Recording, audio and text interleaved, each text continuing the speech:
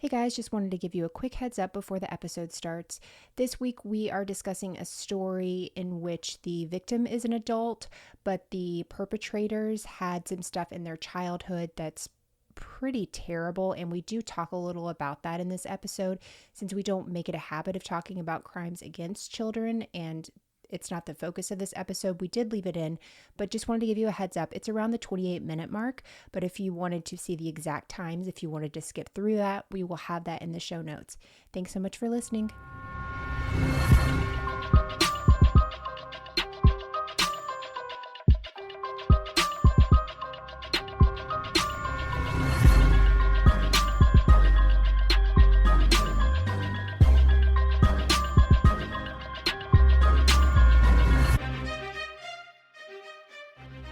Hey guys, and welcome to the Moms and Murder Podcast, a true crime podcast featuring myself, Mandy, and my dear friend, Melissa. Hi, Melissa.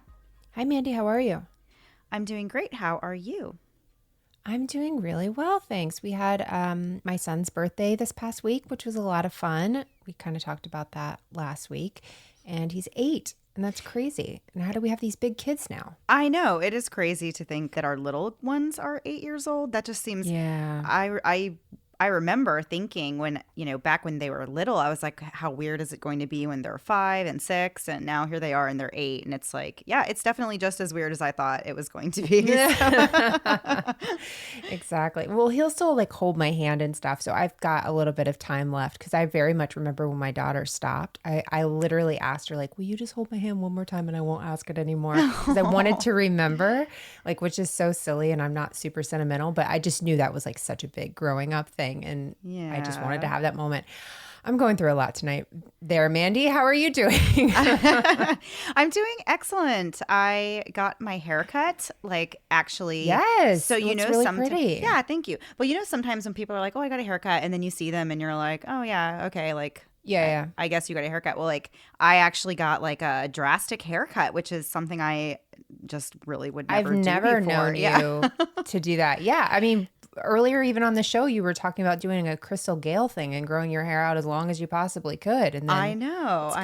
Yeah, I know. I went through that stage where I really wanted to grow it out. I had it really long and then I cut it last summer pretty short and I liked it. And then it's been about a year since I cut it and it was kind of getting to that weird medium length kind of thing. And I was like, I either just need to get it trimmed and let it keep going or just chop it off. So I just made the decision split second and said chop it. So it is shorter, but I feel great about it. So yeah.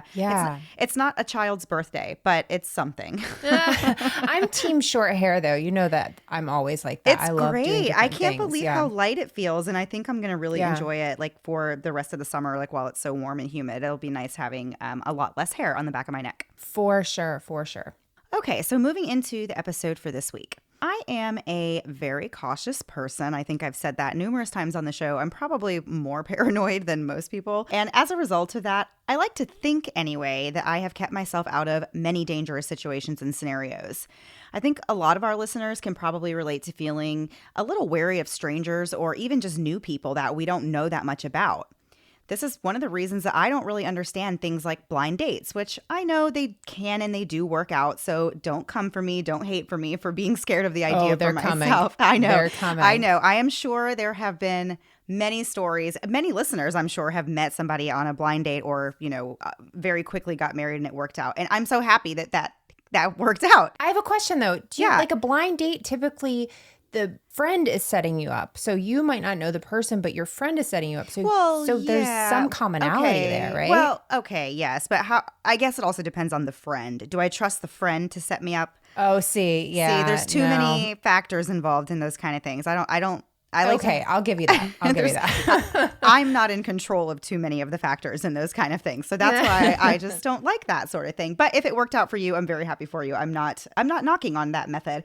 I'm just saying for me, I don't think that I would meet somebody that way. So the story that we have this week is fascinating to me because it happened in a time where people in general really didn't seem to think much about getting involved with a total stranger.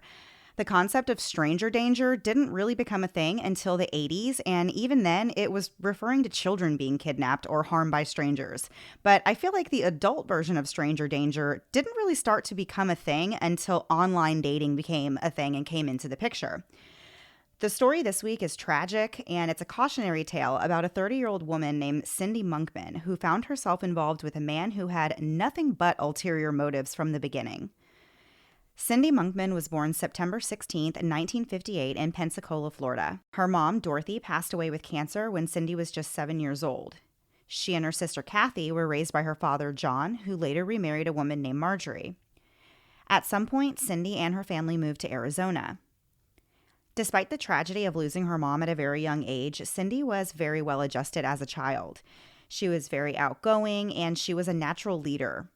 She was very popular, energetic, and funny, and she was also very, very pretty. Some people called her a traffic stopper, which I feel like is a phrase from, I don't know. That time, right? Yeah, from that time. You don't hear that anymore, but I like that one, a traffic stopper. I've been known to be a traffic stopper, but that's literally people are like, what is that?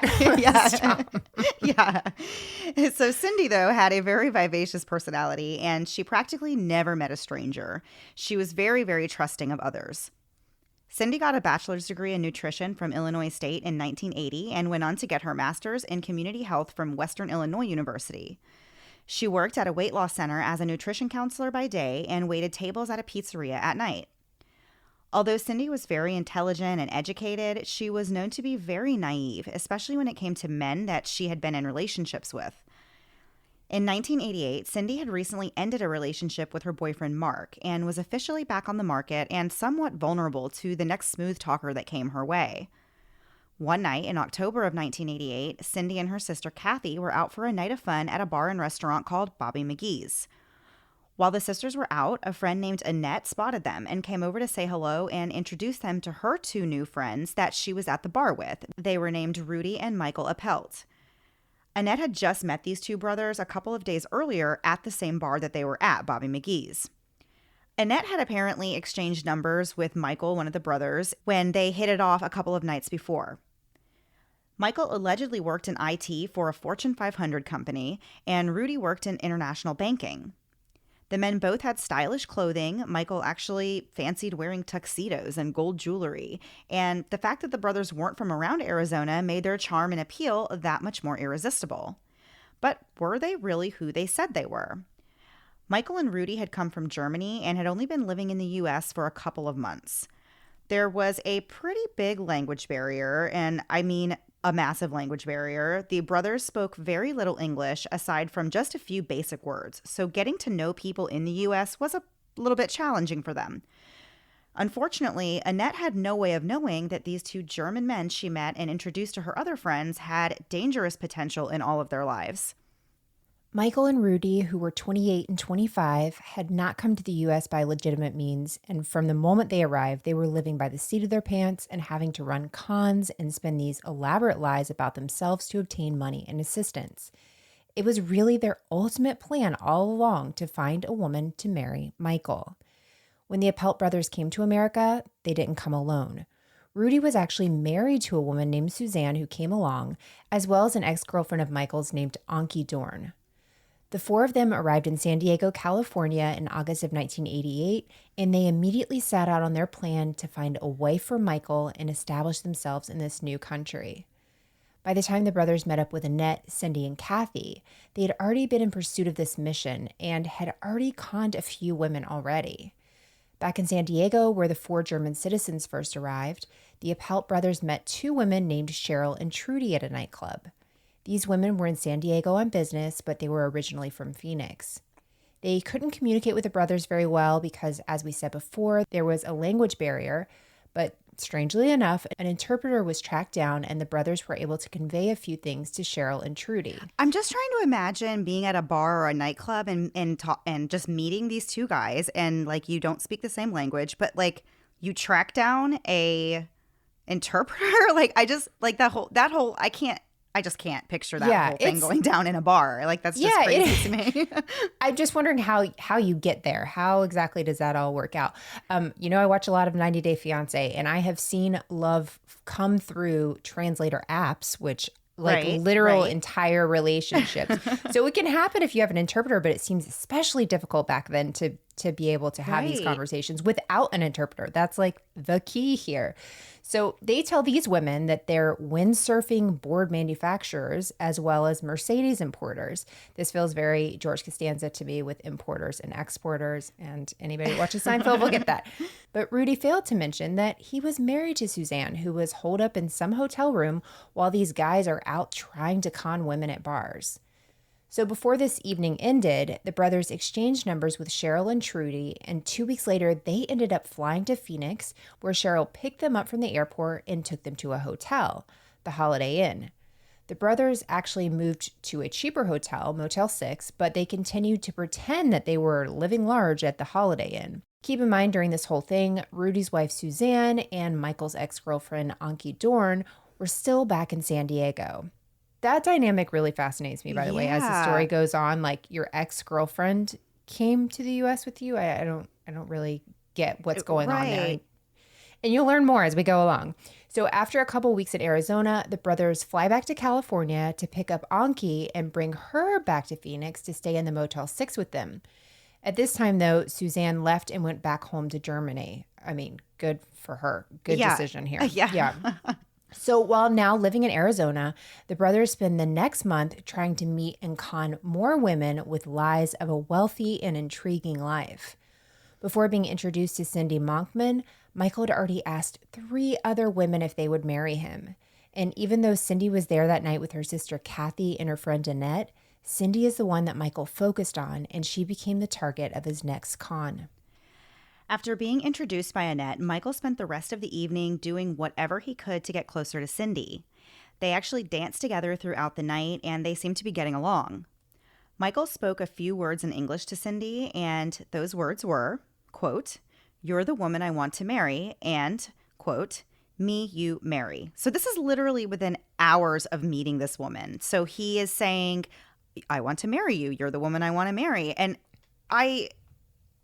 You know what? I've heard of these things happening where people meet and they're just like drawn to each other. And we've done stories about it where they've just looked at each other and said, this is going this to is work. the one, right? Right. But this is an added layer with them not even being able to communicate, really. Right, This yeah. is extra difficult. It's an extra barrier on top of all this. But it's a lot. It's a very intense, very quickly.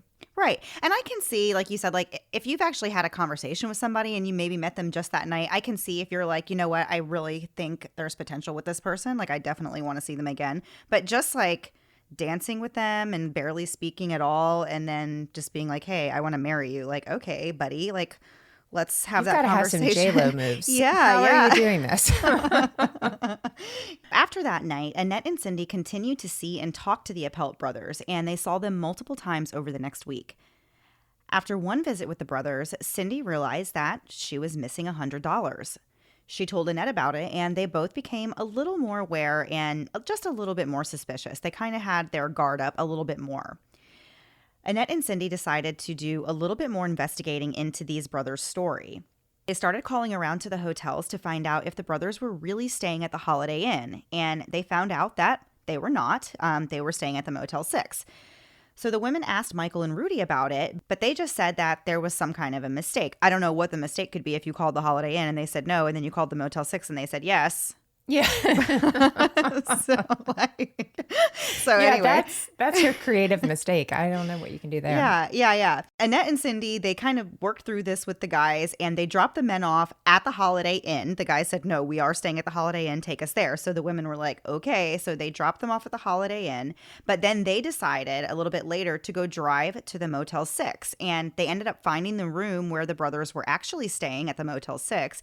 And they also found that Anki Dorn was inside the room. So imagine the surprise that must have been for everybody, even for Anki Dorn, who's sitting in this room and is like, who are these women that are now coming to the door and Right. they're looking for, the brothers. And it's like, what?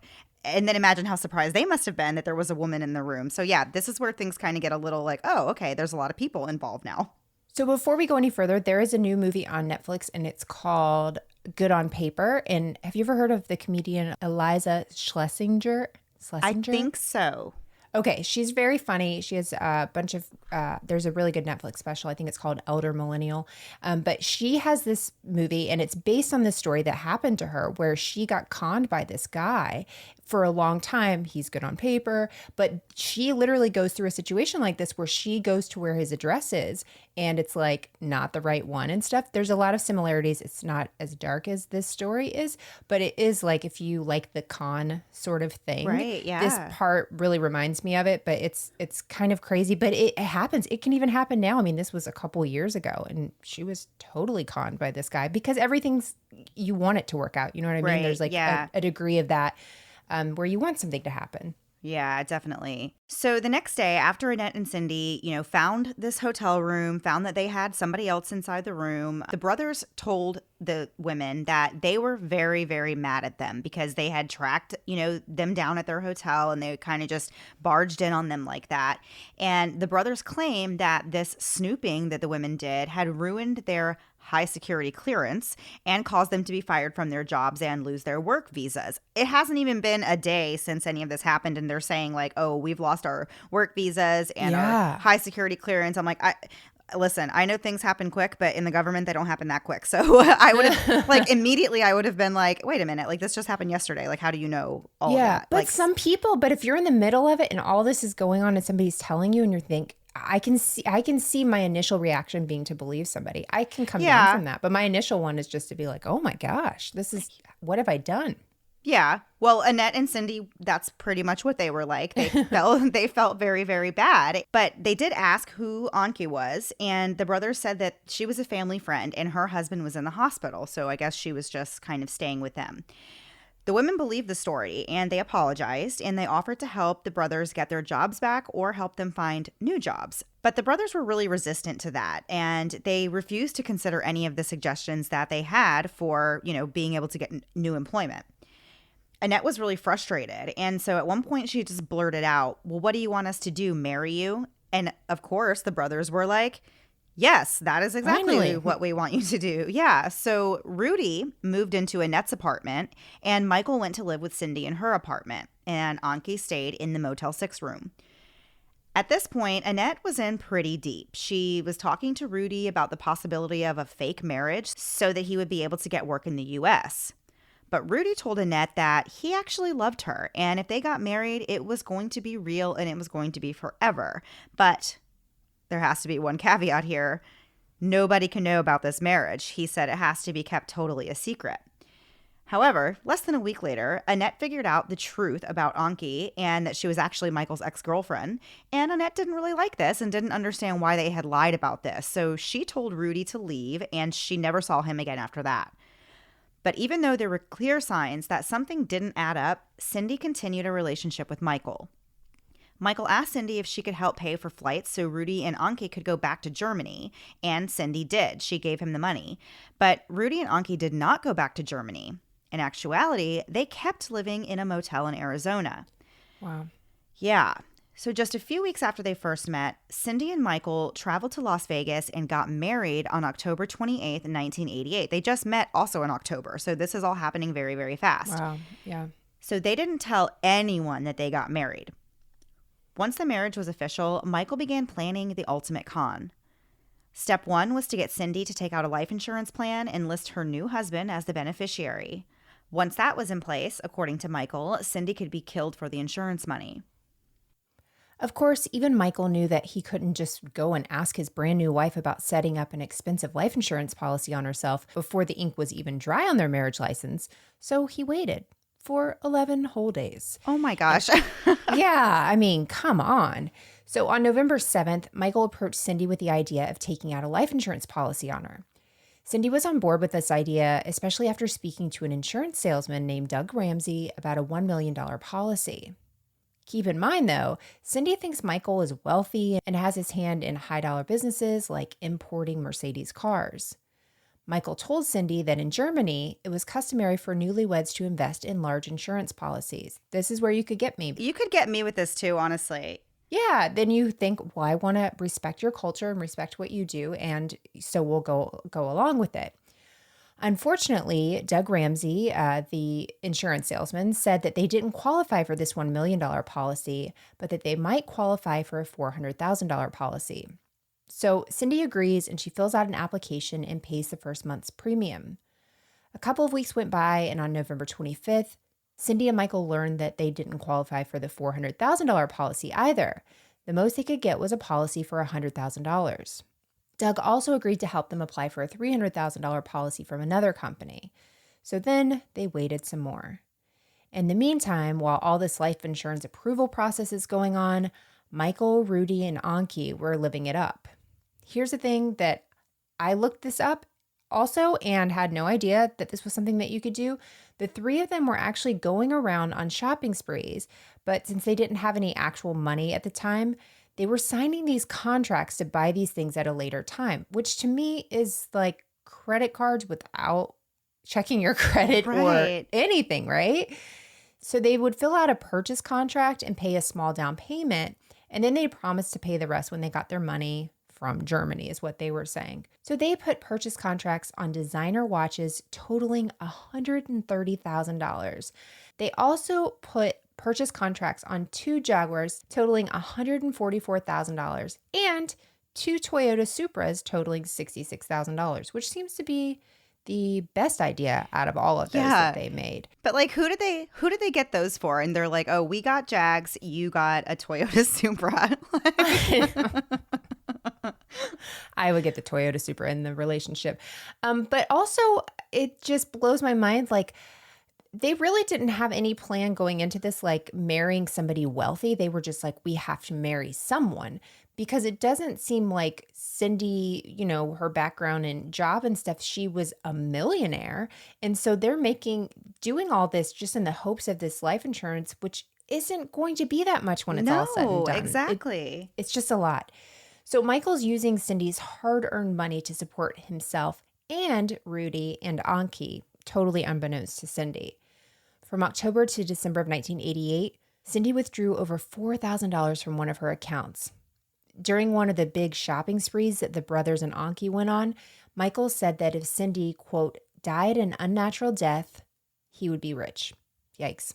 Wow. In the early part of December, Michael was thinking that surely this $300,000 life insurance policy they'd applied for would be approved very soon. So he told Rudy and Anki to go ahead and rent a car with a large trunk for December the 9th. But then Doug Ramsey threw a wrench into his plan when he notified Michael that the insurance company needed a little more background and financial information from the couple. Cindy provided the additional information needed, and Doug resubmitted the application. Since Michael couldn't get rid of Cindy just yet, he told Rudy and Anki to cancel the car rental. Things got even worse on December 11th when Cindy and Michael were at a party together, and Cindy decided to announce their marriage to everyone in the room. The other party guests, some of which were Cindy's own family, were absolutely stunned by this news. Cindy's sister Kathy was flabbergasted, and from that point on, their relationship became very strained. Cindy and Kathy had to start speaking to each other in Spanish because Michael would listen to their conversations and would get mad at Cindy if she talked to Kathy at all. It's just so hard to imagine this, you know, because it's all happened so quickly. And so to put yourself even in Kathy's shoes, because she was there that night when they met these brothers. And so it's not like she doesn't, you know, kind of know. But imagine how shocking that would be if your sister was like, hey, I married that guy we met at the bar like 3 weeks ago. Like, and you didn't tell you. Like, you would definitely be like, what is going on here? Why would you do something like that? Right. On December 22nd, Doug Ramsey delivered the news to Cindy and Michael that their application for the $300,000 policy had finally been approved, as well as the $100,000 policy that he also helped them with. Michael was ready to go forward with his plan immediately. The brothers and Anki planned to kill Cindy the very next day. On December 23rd, Cindy woke up with a full day plan for herself. It was 2 days before Christmas, and she had some last-minute things to do before she headed home to Illinois the next day for the holiday. Cindy had plans to meet Annette for dinner at 8 so they could exchange gifts with each other before she headed out of town.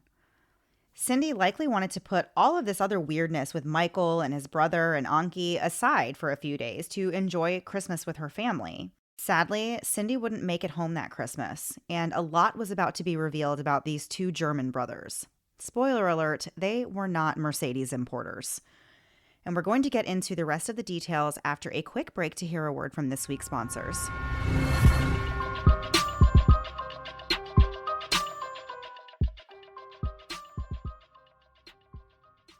About 8 months ago, we brought home a little furry bundle of joy who quickly became a huge part of the family. But boy, did I forget all of the little things that make having a new puppy challenging. My girl Lila is a German short-haired pointer, and, well, let's just say they aren't exactly known for being a calm and collected breed. No, GSPs are all over the place. When she decides it's time to do her zoomies, there's no force on earth strong enough to stop her. That's why when it comes to keeping Lila safe, happy, and secure, I knew the Halo collar was the only collar I would use. Halo is the only smart system with a collar that trains, tracks, and protects your dog so they can safely run free. I'm still anxiously awaiting the arrival of our Halo collar, but I've spent some time learning about all the neat things it can do. With Halo, you can set invisible fences and create boundaries to keep your pup within a safe area using your choice of custom feedback, including the sound of your own voice, to keep them in bounds. This will be especially useful for our family since we live on a large lot with no fence. But the feature I'm looking forward to the most is the ability to track Lila's location through GPS, which will provide a huge peace of mind in the event that she ever does get separated from us. And to make setting up and using your new Halo collar easier, a 21-day training program is included, making the Halo a great choice for any dog, any age, with any level of training. Take advantage of this special limited time introductory offer today. Save 20% on your Halo collar by going to shophalocollar.com/moms. That's shophalocollar.com/moms to save 20%. You must go to the site to get this offer, and you can only get it here. shophalocollar.com/moms. Weddings are back, and so is wedding planning. And if you're newly engaged, I know it can be very overwhelming. But thanks to Zola, it doesn't have to be. Zola is there to make your wedding magical without actually needing black magic to get it all done. Zola makes things easier and less stressful by providing you with everything couples need, all in one place, including wedding vendors, save the dates and invitations, as well as free websites, registry, and more. Planning your wedding is a lot, like a lot. And back when I planned mine, it was me, a notebook, 7,000 open internet tabs, and a prayer. But with Zola, you can literally plan your entire wedding from your couch online in one tab or on Zola's 5-star app. The amount of murder podcasts you can listen to while planning your wedding is really infinite. And if you're planning a virtual wedding, you can even stream your wedding on Zola for free. Making all those planning decisions is difficult, but I would have loved all of Zola's tools, which are completely free to use, by the way. Plus, you can have free guest addressing and free shipping and returns every day. It's easy to see why over 1 million couples are already obsessed with Zola. See what all those 5-star reviews are about. Go to zola.com/moms today and use promo code SAVE50. That's SAVE50 to get 50% off your save the dates. For peace of mind, you'll receive free change the dates with your purchase. That's zola.com/moms. Promo code SAVE50. Now back to the episode. So before the break, we were just talking about Cindy and Michael and how Cindy had just announced to her family that she and Michael had been married, which was something he was very, very against. So now we're going to talk a little about Michael and his background. Michael Apelt was the last of 7 kids born to his mother, and his brother Rudy was baby number 5. The brother's father was a raging alcoholic and a literal Nazi who abused his wife and kids regularly. Some of the children, including Michael, were the result of repeated rape at the hands of this man. After having her 6th child, his mom attempted to undergo a sterilization procedure, but it failed and Michael was born after that. Michael's entry into this world was a rude awakening. He was born blue after a difficult delivery, and his parents referred to him from the start as an unwanted, quote-unquote, hate child. Oh my gosh, It's just so heartbreaking. Like, that's the most heartbreaking, I think, thing I could even imagine. Right. From the very beginning, that's, oh man, just coming into the world like that. Michael was constantly malnourished and on the verge of starving throughout his childhood because the family was very poor. The father didn't work regularly, and they relied on government support and whatever money the mom made as a cleaning lady. The family of 9 lived in a 1-bedroom apartment. The kids all had to start working at age 14 to help the family. The Apelt father would drug all of the kids with sleeping pills, tranquilizers, and alcohol and chain them up in the basement, sometimes for days at a time with no food or water. The children were also subjected to beatings with an iron rod, and Michael was often beaten until he was unconscious. Sometimes a group of men would be invited over to beat and torture Michael and Rudy. The horror that this family experienced while living with Mr. Apelt is unfathomable. Michael and Rudy's sisters were raped by their father growing up. He once even forced sleeping pills down their mom's throat, which caused permanent damage. In addition to the nightmares at home, Michael suffered 2 other traumatic experiences growing up. When he was 7, an older man abducted him from his backyard and took him to another house where he raped him. Michael attempted suicide after this because he thought his father would beat him to death out of shame. When Michael was 13, he was lured into a cellar while on his way home from school, where he was held at knife point and raped again. He attempted to take his life a second time after this. He was hospitalized, and it was recommended that he get special treatment at an institution for the seriously mentally disturbed.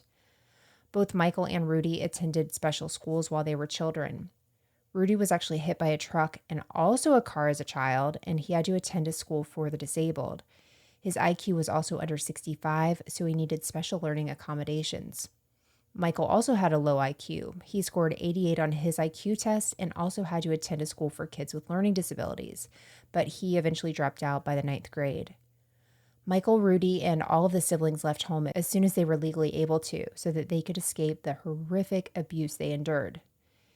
In 1985 and 1986, Michael received psychiatric treatment, and one nurse said that he, quote, suffered from severe nightmares, memory loss, and deep depression as a result of the abusive treatment he endured as a child, end quote.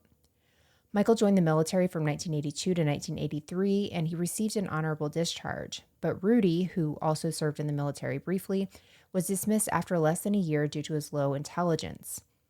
It was in 1988 that the brothers decided to move to the U.S. and start conning unsuspecting women. By October, the brothers were introduced to Cindy Monkman, and by Christmas of that year, Cindy had married Michael and was already seeing a ton of concerning behavior. On December 23rd, Cindy took her car in for servicing and had her full day of getting ready for the Christmas holiday ahead of her. Just before 7 p.m. that night, Cindy talked on the phone to her friend Maria. Maria was going to join Cindy and Annette for their 8 o'clock dinner date, and she was calling to confirm that Cindy and Michael would be picking her up at 7:45. While Cindy and Maria were on the phone, Maria could hear Michael in the background, and it sounded like he was just arriving home. So Cindy confirmed their plans for the evening, and Maria planned to see Cindy and Michael soon. But then 7:45 came and went, and they never showed up to pick up Maria. Cindy also did not show up to the dinner with Annette. Her friends became worried immediately, and because it was so close to Christmas, it didn't take long for Cindy's family to clue in as well. Cindy was supposed to contact her sister Kathy to confirm their Christmas plans in Illinois, but she never called. Kathy, Annette, and Maria all left several messages on Cindy's answering machine, but their calls were never returned. Annette tried calling one last time, and this time, Michael answered the phone. He told Annette that Cindy had gotten a phone call at around 7 o'clock that evening from an angry man, and then she left. He alleged that Cindy said she had to go meet someone, but she was going to meet Michael at Bobby McGee's at 10 p.m., but according to Michael, she never showed up.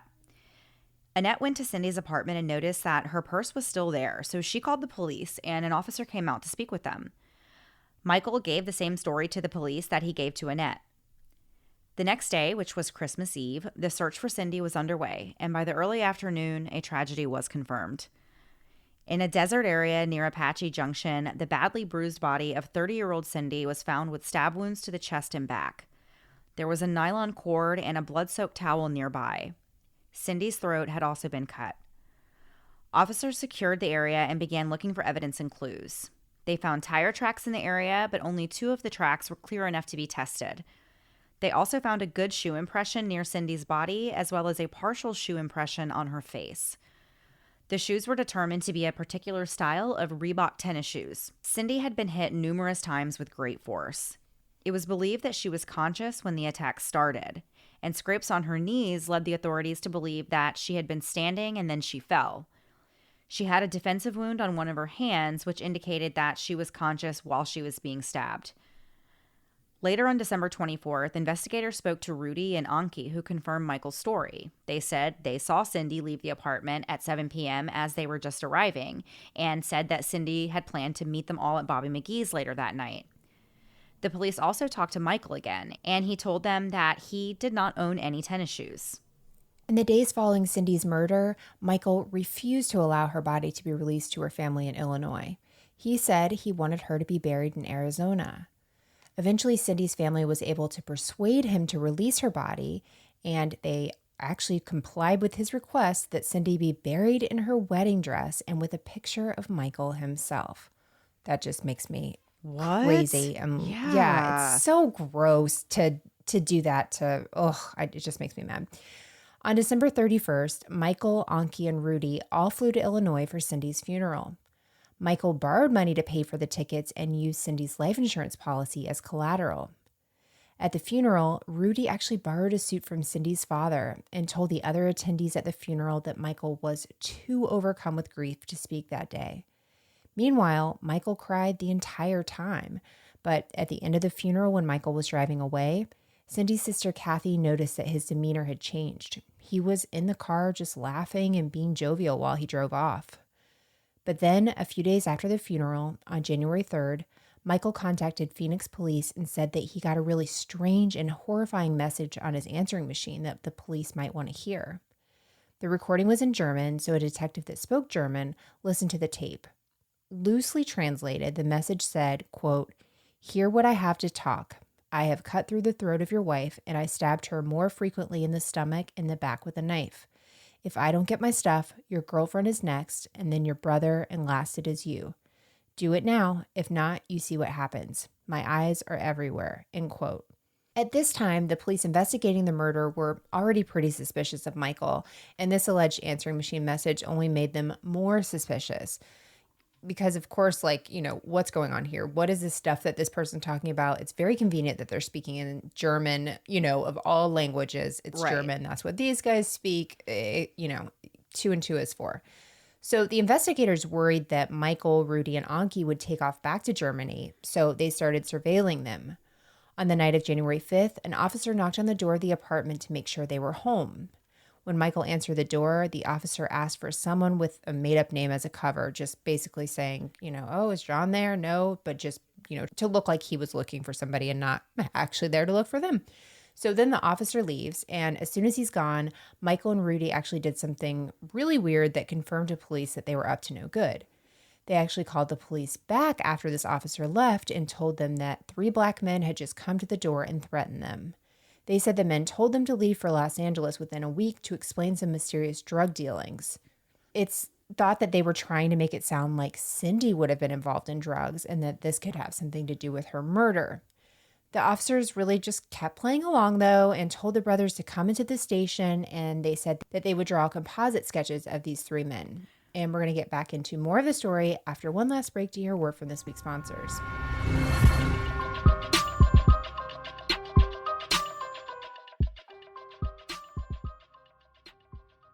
I never really appreciate a good night's sleep until after I've had an awful one. Whether a kid is sick or we're out of town, the day after a crummy night's sleep, I am lagging, irritable, and I cannot wait to just go back to sleep. Compare that to a night in my magical Sleep Number bed, and it couldn't be more different. We spend so much of our lives in bed, it's important to use it to our advantage and help rest our bodies, as well as helping to give us a boost of energy and overall well-being. And I can do that with my Sleep Number bed. I like to live on the wild side, so I recently changed my sleep number to a 25 from a 30, giving me a little more of that cloud feel at night, and it couldn't be more perfect. We were out of town just a few weeks ago, and we actually left our trip a night early thanks to having sick kiddos and a sick husband. My husband and I spoke, and it really came down to where would everyone sleep best to get well rested and hopefully feel better quicker. It made the decision so easy to go home and back to our Sleep Number beds. One of my favorite things about the bed is that I can adjust the settings. My perfect sleep number is a 30, but I've been known to go down to a 20 or up to a 50, depending on how I'm feeling that day. I love the customization abilities and how easy it was from start to finish to pick our bed, order it, and have it delivered. Proving quality sleep is life-changing sleep. Special offers for a limited time, only at Sleep Number stores or sleepnumber.com/moms. Only 3 things in life are certain: death, taxes, and everyone in your house asking you what's for dinner. Thanks to HelloFresh, one of those things can be taken care of. HelloFresh brings you fresh, high-quality, pre-portioned ingredients so you can spend more time enjoying a delicious and nutritious dinner and less time planning and preparing it. In fact, over 90% of ingredients from HelloFresh are sourced directly from farmers, which means only the freshest produce and proteins are delivered right to your home. I've come to accept that life is always going to be busy, so I appreciate that HelloFresh meals can be prepared and on the table in 30 minutes or less. Recently, my daughter and I made the bacon and cream supreme spaghetti with broccoli. I have picky eaters in my house, me being one of the pickiest, but the second spaghetti noodles are involved, everyone's on board. Adding bacon is literally the bacon on top of the delicious meal. With amazing variety and easy-to-follow recipe cards, it's easy to see why HelloFresh is America's #1 meal kit. Go to HelloFresh.com/moms14 and use code MOMS14 for up to 14 free meals plus free shipping. Again, go to HelloFresh.com/moms14 and use code MOMS14 for up to 14 free meals plus free shipping. It's been a while since I've had a baby of my own, and some days I miss it so much. The baby cuddles and baby smiles, but when it comes to diaper rashes, not so much. I remember the first time my oldest had a diaper rash, I was really devastated. Here's this tiny thing totally dependent on me, and now she's fussy and obviously uncomfortable, and I'm supposed to have the answers. Well, with time and treatment, it went away, but what I really wanted was to avoid it altogether. And now, baby butts rejoice. New Huggies Skin Essentials are here, a brand new dermatologist-approved line of diapers, wipes, and pull-ups training pants, all designed with baby's sensitive skin in mind. The wipes are thick and have zero harsh ingredients for a great, gentle clean. Pull-Up Skin Essentials has got your big kid covered too, with a training pant that's ultra soft and breathable to help protect sensitive skin throughout potty training. Whether you're a first-time parent or a seasoned pro, make it easy on yourself and your baby with Huggies. Learn more at Huggies.com. Once again, head to Huggies.com to learn more. And now back to the episode. Okay, so before the break, we were talking about how the police were investigating the Apelt brothers, and they really are starting to become suspicious that they may have had something to do with the murder of Cindy Monkman. On January 6th, the brothers and Anki Dorn went to the police station to be interviewed. Officers talked to Michael and Rudy separately while Anki waited in the lobby for hours waiting for somebody to come talk to her. The detectives prepared sketches based on what the brothers told them about these mysterious 3 men that came to the door and threatened them, which, if you remember before the break, we said an officer actually went to the door undercover trying to make sure they were home. And then as soon as he left, they called the police and said, hey, these 3 black men came to the door and threatened us, which probably not a great thing to do. I guess they didn't realize that the first guy who came was an officer, so that was going to be not something they would get away with doing with the lie. Right. But the police were playing along, and they said, hey, come down to the station. We'll draw up sketches of these guys. So they're just kind of playing along and just trying to see how far that they're going to take this. And I think that that's like genius, because it's like a version of what you do to me sometimes, where I start talking and you just let me keep talking and see where I'm going to go with it. This is like that on a big, massive scale, right? Where the police are like, yeah, okay, just keep going with that. And we're going to see how far that you are willing to take this, because we know you don't have anywhere to go, from here. It's a good one to do with your kids, too. So when the officers finally brought Anki into a room, they encouraged her to just tell the truth and told her that they would prosecute her if she made this difficult for them. They said that if she confessed, she would have immunity. They also took out photos of Cindy's body to show Anki as an appeal to her conscience, and this tactic worked. Anki ended up confessing the truth to the police. On the morning of December 23rd, as we said, Cindy took her car in for some repairs and had many things on her to-do list. While she was busy doing her stuff, Michael, Rudy, and Anki all went to the rental car agency where they had tried to rent the same car earlier that had the large trunk, and then they returned it because they weren't ready for it just yet. They went back and rented the same car. Later that afternoon, Michael went to Rudy and Anki's motel room and told them that they could have a lot of money if he killed Cindy. Anki and Rudy agreed, and they said they would help, and they planned to do it that night. Michael's plan was to bring Cindy to a restaurant to meet up with Rudy and Anki at 7, and then they would go to the desert and kill Cindy. They went to a place in the desert to practice shooting a crossbow. At 7 p.m., Rudy and Anki drove in the rental car to this German restaurant where they were supposed to be meeting, and they waited for Michael and Cindy to show up. At about 7:15, they saw Michael drive by, but they didn't see Cindy in the car with him. Michael didn't stop at the restaurant, so Rudy and Anki got in their rental car, and they followed Michael towards the desert where they had gone and done the practice shooting earlier in the day. According to Anki, Rudy stayed behind Michael and eventually they stopped. And Rudy told Anki to lay down in the back seat while he went to talk to Michael outside. Rudy was gone for about 10 minutes talking to Michael, and Anki said that during this, she could not hear anything they were saying. But then Rudy got back in the car and started driving again, and they ended up back at the motel where Anki and Rudy had been staying. Both of the men took a shower and changed their clothes before heading out to Bobby McGee's at 10:30. They asked for a table of 4, and while they were waiting for a table, the 3 of them ordered drinks and discussed their alibi. After dinner, they went to a nightclub. It was at this nightclub that Anki said Michael confessed that he killed Cindy before they had planned. By the time Rudy and Anki got to the restaurant at 7, Michael says he had already done it. Michael said that Cindy signed her own death warrant when she got the life insurance policies, which, oh my gosh, I just cannot with any of this. Like you said earlier, it wasn't even that much money. And just to do this to a complete stranger, Yeah, it didn't even seem like, even though he married her and went along, it didn't seem like he even pretended to really love her. It was just kind of like, you're going to do these things. And I think she just wanted it to work out. And so she went along with it. Just really sad. Really, really sad, yeah. But after Michael confessed this to Anki, he did start crying, and he allegedly said that he regretted killing Cindy and that it wasn't worth the money. It was around 2 o'clock in the morning when Michael dropped Rudy and Anki off at the motel and returned to the apartment. According to Anki, the brothers were also responsible for that bogus voicemail message about being targeted for murder. So this is really over the top what they did. This is according to Anki's confession.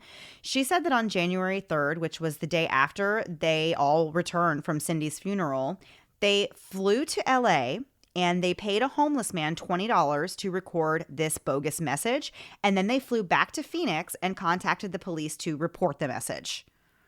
Oh my gosh. I just can't believe that. Flying all over the country to like set up your alibi and make phone calls. And then, but then again, we had something like this last week where it's like, you just didn't have to do that at all. Like that just like, there was that wasn't going to help you. Like that, that could have gone wrong, and it did in so many ways. That just made the police more suspicious. And just, why would you do these things? It just doesn't make any sense. And why are all 3 of them having to do everything? Why do 3 of them need to hop on board and go to LA? Like, none of it makes sense. You guys are blowing through this money that you don't have. Right. I think they're still writing checks on IOUs or whatever they were doing at this point. Yeah.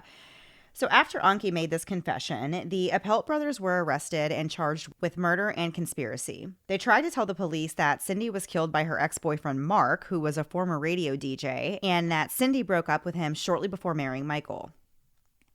On January 9th, Cindy's apartment was searched, and they found shoes belonging to the brothers, a crossbow, and 2 rolls of film that had pictures of Michael wearing tennis shoes that matched the tread they found at the crime scene. From their jail cells, Rudy and Anki wrote several letters to each other that contained lots of incriminating statements and information about the murder and the events surrounding the murder. So the letters were seized by the police. Rudy also had a letter from Michael that was in German, but it said something along the lines of, quote, I have a guy who is getting out in 2 to 4 days and then we'll be free in 1 to 2 weeks. It won't matter if the police have anything or not. We're in jail and won't be able to have done that. So don't do anything, okay? Because when a woman is dead, the same thing will have happened. We'll be free and I'll have the money because the police won't be able to do anything. I don't understand what that means. And as we said, this is like translated from German. So we don't know if it's like exact, like if that's exactly how it would translate, because it doesn't make a lot of sense, you know, what he was saying there. It sounds like whenever people put something in like Google Translate and they Google Translate to German, like so from German to English, back to German, back to English, and how far. That idea doesn't even make any sense whatsoever. It really doesn't. Somebody's getting out and it's going to help them get out, and the police, it doesn't matter if the police have anything. It doesn't make a lot of sense. Well, I would beg to say 0% chance any of that made any sense. I did not follow that. So Michael's trial would begin on April 18th, 1990. Prosecutors said that he killed Cindy for the life insurance policy and that the murder was planned over a period of time. They presented a theory that the attack on Cindy began at her apartment and that she was forcibly subdued with a towel and the cord found with her body, and then she was transported to the desert where she was killed. The defense presented their case, which was that Michael had an alibi for that night. He was at a restaurant in Mesa waiting for Cindy to arrive. A waitress testified that she served Michael drinks at the time that Cindy was murdered. She was serving him drinks from shortly before 8 p.m. and then again a few hours later. Of course, the state argues that being seen in the bar was really just a ruse. It was a fake alibi, and that he was there after he killed Cindy. Additionally, there was really no proof that he was ever at the bar. The defense did not bring up Michael's horrific childhood or his low IQ, two things that would later come back to bite them. Michael testified and said he didn't know that Cindy was dead until police told him that they found her body, and he became hysterical and depressed.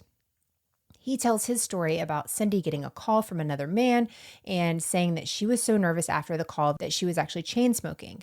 She allegedly said that she had to go take care of a problem and she'd explain it all later, but Michael said he never saw her again. When questioned about why they got the life insurance stuff set up, Michael said that they got it because they wanted to have kids. He said that everything Anki told the police was a lie and that she was just jealous because she wanted to marry Michael. Imagine framing somebody for murder because you wanted to marry them. Yeah. What? Yeah, so Anki was granted immunity in exchange for her testimony at Michael's trial, as well as Rudy's. Detective Davis, who had worked on this case, testified for the prosecution. He said he actually traveled to Germany himself to investigate these brothers, and he spoke with German police who were very forthcoming about the Apelt Brothers' history with the law there. Michael actually had a felony conviction. His ex-wife told the detective that Michael had once been involved in an attack with a knife and that he was, quote, quite capable of committing murder for money and had asked her to donate one of her kidneys in order for him to get money, end quote. What? Which is not a donation, by the way. That is harvesting your organs for cash. I know, for like this guy. If you love me, you will sell your organs. Yeah. What? I mean, so she knows what he's capable of. The two brothers had an extensive background in Germany, including insurance fraud, theft, burglary, and rape. Rudy had spent 5 years in a German prison for rape and was wanted in Germany for other crimes at the same time of Cindy's murder. On May 11th, Michael was found guilty of premeditated first-degree murder and conspiracy to commit first-degree murder after 6.5 hours deliberating. He was sentenced later that summer, and he received a life sentence for the conspiracy, and he was sentenced to death for the murder. Michael was emotionless as his sentence was handed down. He held up a Bible and said that he was a man of God who was innocent and that he loved Cindy. The day after Michael was sentenced, Rudy's trial began. Prosecutors said that the two brothers planned Cindy's murder together and killed her together so they could both benefit from the insurance money. They said they uncovered evidence that suggested that the brothers actually planned to kill another woman before Cindy, and they kind of alluded to it being Annette because Rudy had proposed that secret marriage to her as well, and when she said no, the brothers only started focusing on Cindy instead. More evidence that Rudy was in on the plan was based on the fact that Rudy and Anki were seeing Michael every day, but they continued to let Cindy believe that they had gone back to Germany. Rudy also participated in trying to rent the car in early December and the day that Cindy was killed. The defense in Rudy's case was that Michael did all of this on his own with no help from Rudy, and that Michael even killed Cindy before he saw Rudy that night. A forensic pathologist testified that Cindy's wounds were consistent with one attacker, and the same pathologist also testified that the killer was likely right-handed. And this ended up being kind of a big deal because Rudy was right-handed, but Michael was actually left-handed. Another doctor testified for the state that he couldn't say for sure how many people were involved in the attack, but he did know only one knife was used. This doctor suggested that one person could have been restraining Cindy while another one attacked her. And he also said that there was no way to tell for sure whether the killer was right or left-handed.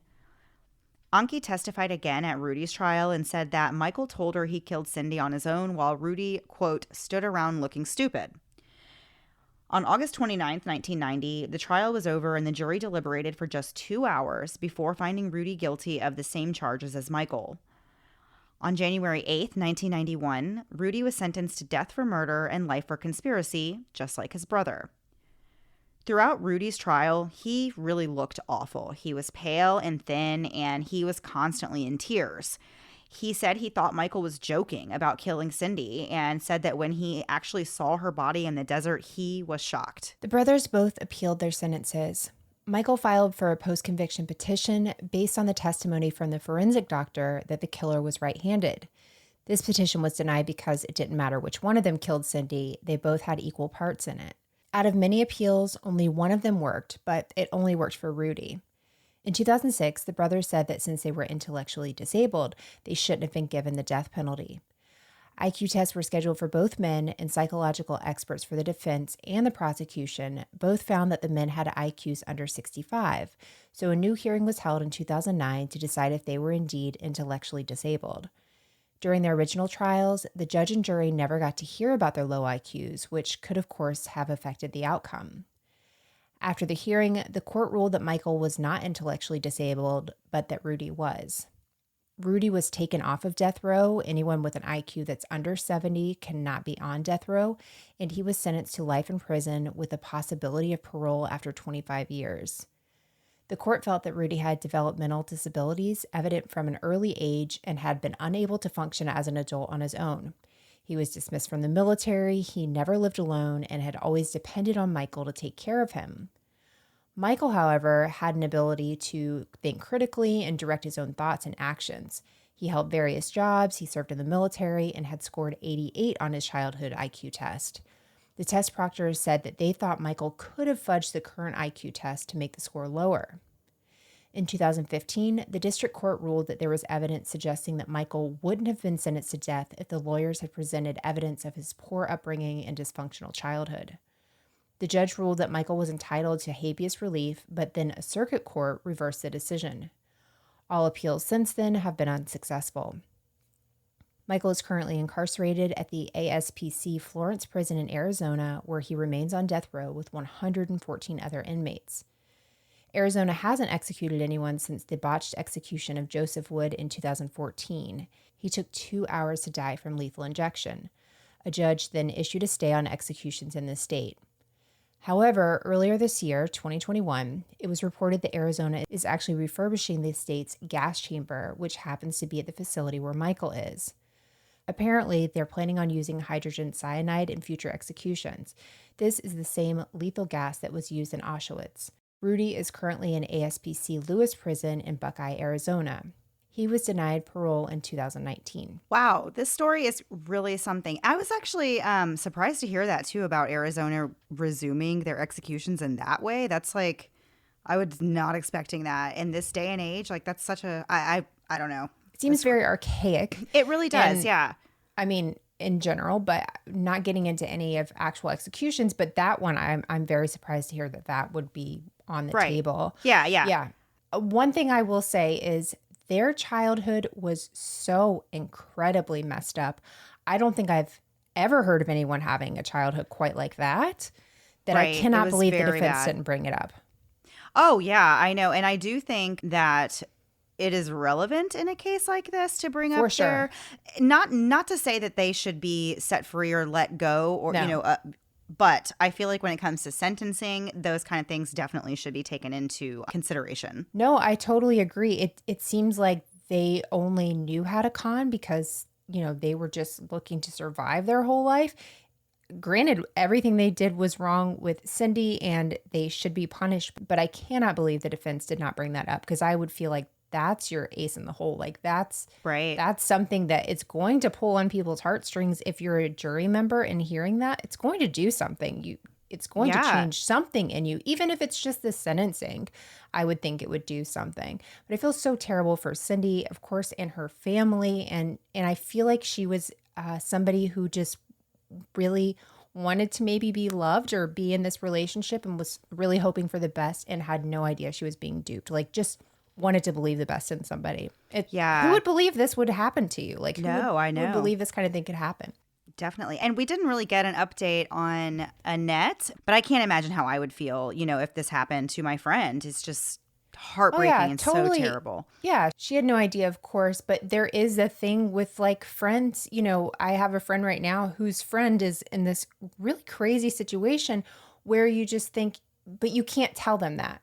You can't tell them that this is not a good situation. People have to find out on their own. So you can only say so much, and then it's up to that person to make decisions for themselves. So we have no idea what happened there. But, even Annette leaving Rudy wasn't enough for Cindy, to see maybe Yeah. something's not right. Or, who knows? Who knows what somebody's frame of mind is in these kind of things. But And con artists man, are really good at what they do. Like yeah. when we tell these stories, it sounds, in retrospect and in hindsight, you're like, oh, how could anyone fall for these things? But when you're in that situation, ask anybody who's been conned like that, especially when it comes to like romantic things. Yes, romantic it's cons. very easy for people to fall into those kind of traps. And it's like you said, people they really want something to be true or to be a certain way. And they're willing to just believe that it is that way and kind of turn the other cheek to some things that maybe they shouldn't be overlooking. So yeah, it is very sad. And the whole concept of conning people like that it's very interesting and fascinating to me, those kind of things. That's why I love our friend Javier and his podcast and the stuff that he does. The work that he does is really awesome Yeah. with those kind of stories and everything. Okay, so we're going to turn the page. Before we do that, though, I just wanted to give a reminder that we are going to be off next week, July 20th, and we will be back on July 27th. We're just going to take our little summer week off. Yeah, so hopefully the weather's going to be nice for us while we are on our little break. It's been raining here a lot. We just had that storm that passed and it kind of soaked the whole East Coast. So I'm happy that that's out of the way, and hopefully all rain is out of the way for a little while. Yeah, it would be so wonderful. Yeah. And it's great that we're having a week off because I feel like it's like senioritis. When you have a week off, like you feel a little burnout and you're like, okay, I just need a little bit of refreshing, which is what these weeks kind of do for us. Because today's last thing before we go, we're turning the page, Mandy. Yay. And doing last thing before we go. I took that from you. And because we felt like maybe the people represented in the story from Germany, we know that's not what Germany is. And so we decided to do something, I don't know. This is what I'm talking about, burnout. These are where my ideas are. Let's look at facts about Oktoberfest. So it's a little Google the city, a little last thing before we go. So Mandy, I'm just reading facts to you, and maybe we'll do some fill in the blank ones as we go along. Do you know anything about Oktoberfest? We're pulling stuff from Oktoberfest. Listen, I do not know anything about actual Oktoberfest, like Germany Oktoberfest. Right. The only Oktoberfest I've ever heard of is like the biker thing that people do down Daytona Beach. Yeah. They not Bike Week because that's in the spring, but then they do Biketoberfest and it's like in October. It's like a little play on words there. But I guess I'm just now today years old when I'm learning that they stole that from Germany. Oh, wow. Okay. Wow, so that's how much I know. Here we go. So Oktoberfest began in 1810, and it actually originally started in October in Munich, Germany. So it was originally in October, which is why it's called Oktoberfest, but September is warmer there, and they thought that would be more inviting for people to come to. So it changed to September. It's celebrated in September, but it actually started in October. Have I given you a fact you didn't know yet? Okay. All right. I got this from a site called eDreams. It's like one of those travel sites, and I just thought they were kind of fun. So, Mandy, what company recently released a limited edition of vomit-proof sneakers inspired by Oktoberfest? What? Yeah, vomit-proof sneakers. Did not double check this, but it's in the article, so I'm holding them accountable. Converse. No, it's Adidas. Oh my goodness. No way. All day I dream about not having vomit on my shoes. Adidas. Oh my goodness. Ew. Yeah. I mean, hey. Smart though, right? I feel like there's a market for that. I'm not in the market, but I feel like someone is. No. Maybe one of the 6 million people that attend Oktoberfest annually could be in the market for it. And it employs around 13,000 people. It's free to enter. And what I thought was kind of interesting is only 20% of the people that go to Oktoberfest are not from the area. It's 80% is locals to Germany, locals in Munich. Everybody else is from not there, but that's only 20%. I thought it was a huge, like how Disney World, it's not that many people from Orlando that are here. Or how people like to go to Ireland like on St. Patrick's Day or something. Right. Yeah, you would think they would have more tourism or like more people coming to visit at that time. Yeah. So Mandy, back in 1896, there was a very famous, electrician at the time that worked there. Very smart guy. Any ideas who would have worked there in 1896 at one of the beer tents in Oktoberfest? A smart guy. Genius. Very smart. He's such a Mandy, you're so smart. You're a regular old. Yeah, there you go. Now, if you want to feel like an Einstein, I didn't know Einstein was alive in 1896. I didn't either. Well, that's what threw me off. And then you said, I don't know what you said. There was something else you said that threw me off. I give several. A lot of things throw me off. Everything I said threw you off. Whenever Oktoberfest is going on, they actually have their very own pop-up post office, which I thought was kind of interesting. Over 130,000 postcards and gifts are sent every year from this post office. Oh, wow. It's like very wish you were here, but please send my vomit Adidas shoes. Right. I need them ASAP. This one, a couple more. If you wanted to get a food stall or tent, how long do you think you'd have to be on a waiting list, Mandy? If we decided to have a Moms and Murder tent, when would we be able to get one in Oktoberfest? I'm going to say 5 years from now. 20 years. What? It would be grandmas and murder by the time we could get a tent. Oh my gosh, that's insane. Like, I guess you have to really believe in what you have that's still going to be around whenever you get your spot. Yeah. Because, yeah. And that's a long time for you to even stay in business, you know, to say like, oh yeah, 20 years from now, I want to have a tent. Like, your company could be literally in the grave for 10 years. We could all be dead by then. I know. Let's be honest. Okay, two more things. There is actually, you know, it's actually kind of a family event. There's lots of rides and stuff going on during the day. And there's actually a lost and found children's office because kids get separated from their parents a lot, which I found to be disturbing and good that they have it, but like kind of crazy that they're like, we have a lost and found children's office. Yeah. Well, they kind of have that at Disney. Oh, they do? I didn't know that. I mean, yeah, there's lost kids. They, you know, oh gosh, I would that be sounds even like more... the saddest ride at Disney. The Hall of Presidents and the Lost and Found Kids. Oh my gosh, I'd ride it. Yeah. Okay. All right. Let me give you the last one. Mandy, there is one person that has been permanently banned from Oktoberfest. It's a celebrity who was permanently banned from Oktoberfest because she chose to wear a golden and shiny Bavarian Dirndl dress to promote a brand of canned wine. Watch none of these facts be correct, and I'm just like spurting off like total nonsense. It has to be Katy Perry or Lady Gaga. Ooh, I like that you went there. Think more early 2000s. Think that's hot. Paris Hilton? Yeah, Paris Hilton. No way. Yeah. The locals got organizers to ban her because they were offended by how she was dressed. Wow. Yeah. Everybody was offended by how Paris Hilton was dressed. Oh my gosh. I just had like the worst flashbacks of those super, super, super low-rise jeans that like barely came... Oh my gosh. Oh my gosh. Okay. I know. But thank God people are doing mom jeans now. And like, it does upset me though, because I see like 18-year-old, like you're hot, you have a great little body and you're putting on mom jeans. I'm like, no, this is the time you do the Paris Hilton skinny jeans. Yeah. Like go all out because in a few years, you're going to want these to be in style. And thank you, baby Jesus. Baby Jesus, they are in style right now. They are right now. But the thing is, like, it kind of stinks for them because when they really want them to be in style, like, they're not going to be anymore. So, yeah. Exactly. So why are you wearing them now? I would be wearing the worst stuff right now. I would totally dress like Paris Hilton if I was 18. No, I wouldn't. I was 18 at one point. Yeah, no. And I dressed older than I do now. Yeah. All right, Mandy. I think. All right, Melissa.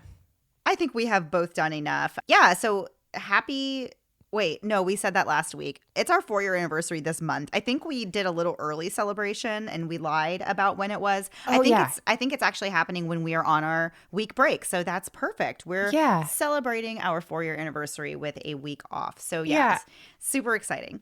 I love that. I was like, yeah, Mandy, was that the right date? She's like, no. I think it's later in July. I went on a whole tirade about how it was our 4-year anniversary. Didn't even know. I think I got my kid's birthday confused with it. Maybe that's what I did. Something. But either way, happy 4-year anniversary. Yay. Yes. This time for real. Happy 4-year anniversary. And I was lying last time. Yeah. And we will see you guys not next week, but the week after that. Same time, same place, new story. Have a great 2 weeks. Bye. Thanks so much for listening to the Moms and Murder podcast. Make sure to check back with us next week for a new episode.